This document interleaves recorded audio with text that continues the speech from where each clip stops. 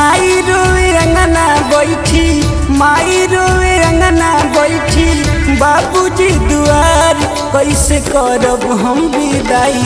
सुन बहिनी हमार रोए घर परिवार, सुन बहिनी हमार।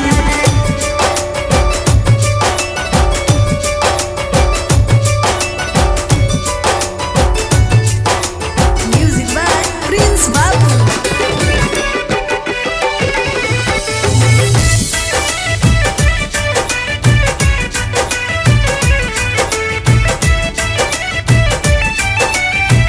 घर अंगना सुना सुना हो जाई जाते, धक धक करे जा करताते। परदेसी हो जाई प्यारी बहिनिया, कैसन रिवाज तो बाटे। बेरी बेरी याद आवे, बेरी बेरी याद आवे, बचपन के प्यार कैसे करब हम विदाई। सुन बहिनी हमार रोए घर परिवार, सुन बहिनी हमार।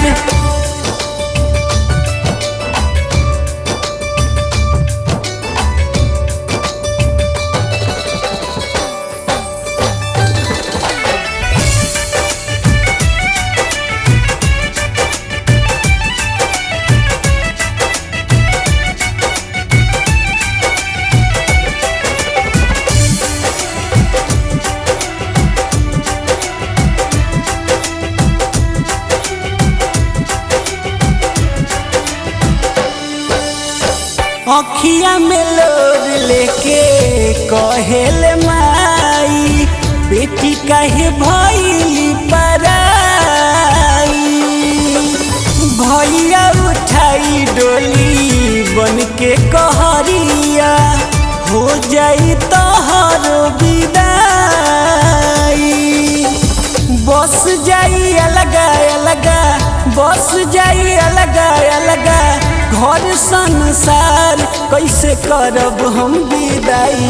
सुन बहिनी हमार रोए घर परिवार, सुन बहिनी